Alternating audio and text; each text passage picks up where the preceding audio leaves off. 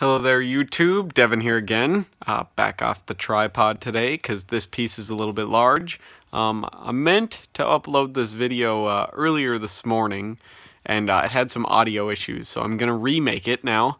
The audio lost, just completely cut out after like 8 minutes of the video. But what we have here is a Swiss World War II horsehide pack.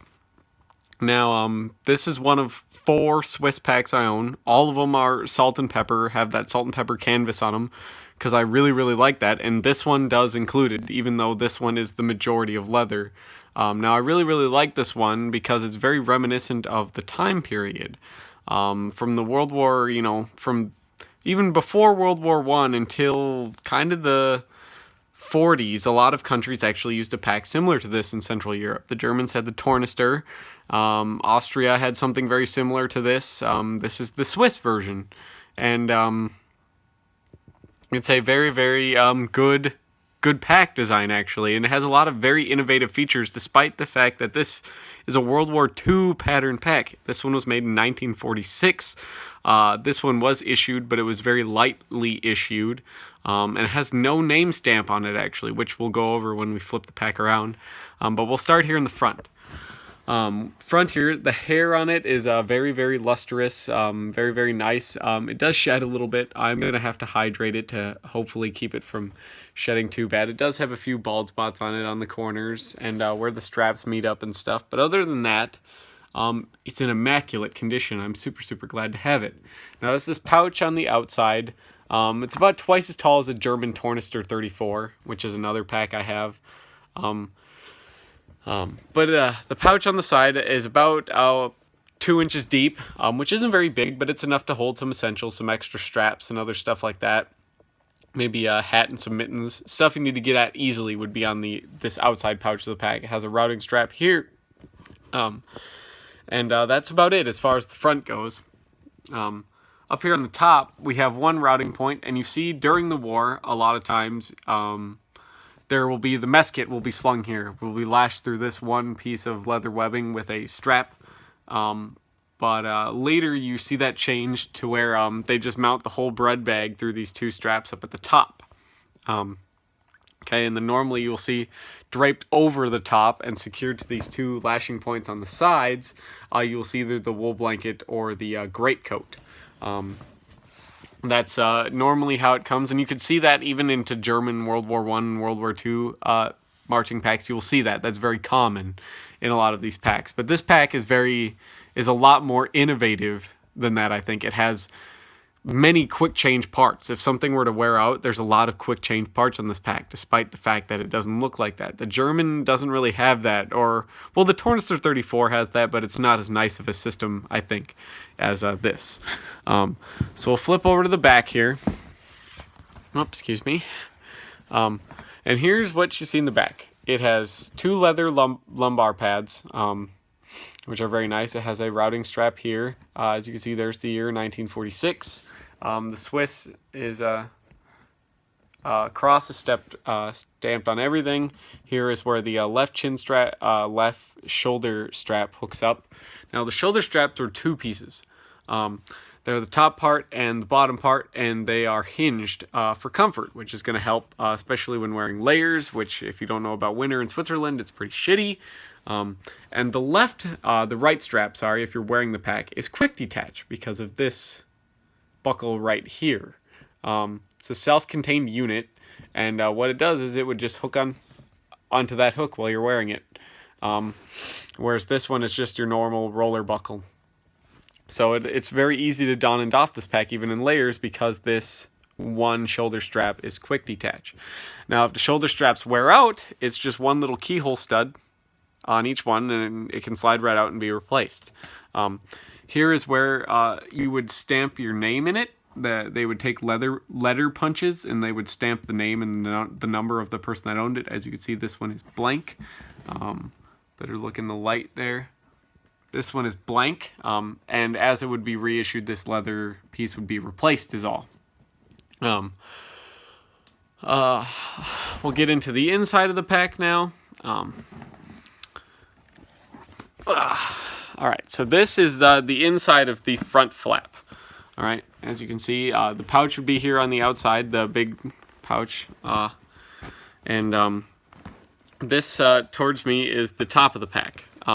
Has one leather little button stud that secures through this buttonhole that has a pouch. Now this pouch is actually very interesting because it has some of the pre-war canvas, like I was talking about in the laundry bag travel bag video. This is the pre-war canvas, this kind of off-white 100% cotton canvas that was, once the war kind of kicked off and they realized that cotton was going to be a commodity, they started blending it 50-50 with nettle fibers, which is how you get this salt and pepper pattern. It's half cotton, half nettle fiber. And it's just a very, very large, deep pouch. This would be good for like documents and other stuff. It is gusseted. It does go all the way to the edge of the pack. And it is stitched up here in the corners.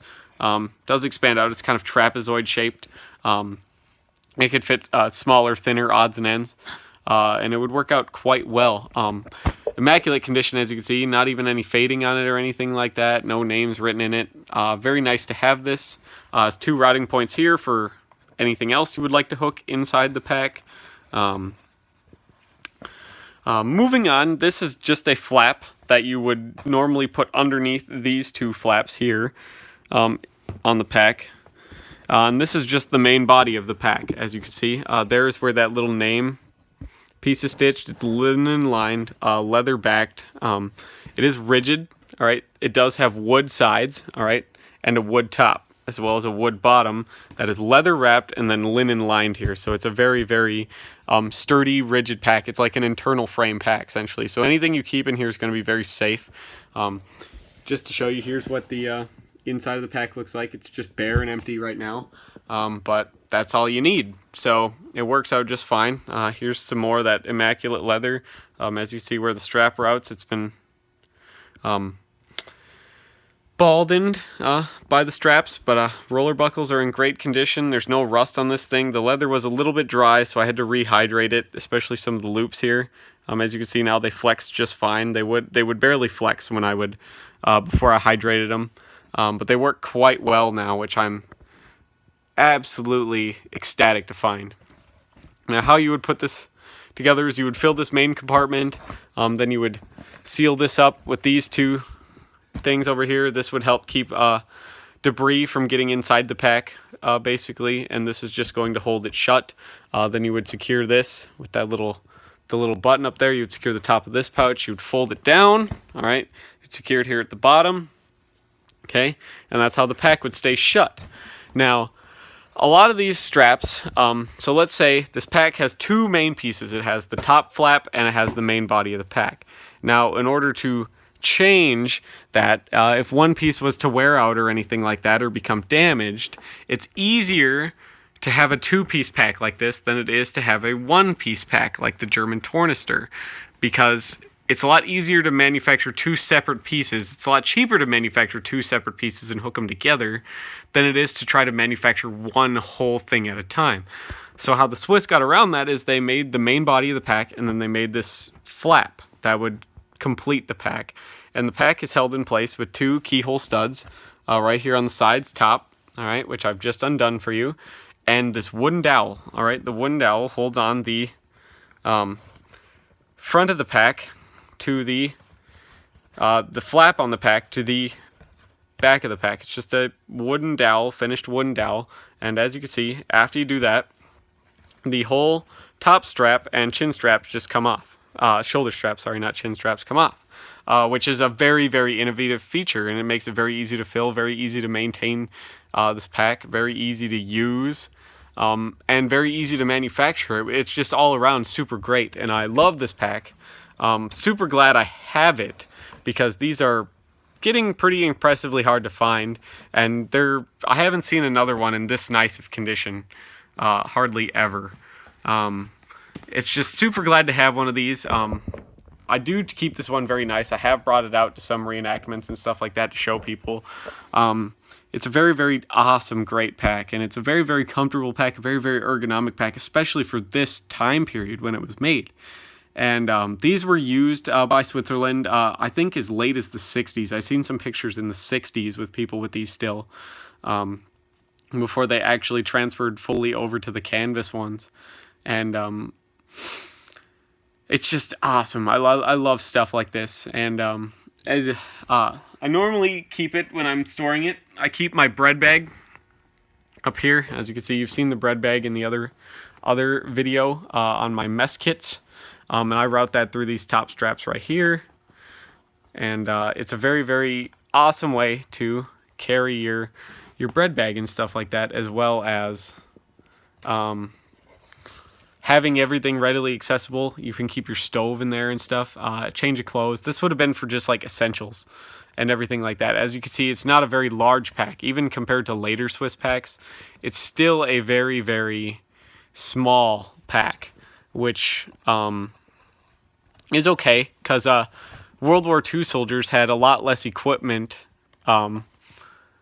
than soldiers do today. As the battlefield has changed and progressed, it's more become the load on the soldier has increased tons. But this has a spot where I will normally mount my Swiss M18 helmet on here. I keep the bread bag on there, as you can see. There's some other routing straps. I'll keep the wool blanket on here. I like the wool blanket over the raincoat. I normally choose to keep the raincoat inside. Or if I know the weather's going to be bad, I will take the wool blanket and I will put it inside the raincoat, because then you could store both of them on the outside of the pack, wrapped around and over the top of the pack. All right, and the raincoat will keep your wool blanket dry and clean, which is very, very nice. But as you can see, it's a nice pack. It's about 4 inches wide. And I hope you guys like this video. This is a very, very rare find to me, a very, very personal find for me. I like this stuff. My dad's family, actually, kind of a combination of Germany and Switzerland, where it's usually Württemberg is where my family historically comes from, and Switzerland. So those areas like that. So I have a lot of attachments to Swiss gear and German gear as far as that goes. And I'm super, super glad to have one of these. And if you guys have any additional information on this pack, I'd very much like to know. If you have any experiences with one of these packs, I'd very, very much like to know. If you know something similar that was fielded by another country, leave that in the comments as well. If you'd like to see my Tornister 34 video, if you'd like to see me do a Tornister 34 video, pardon me, I will, if there's enough hype for this video, I will certainly do one, because I like these old leather packs very much.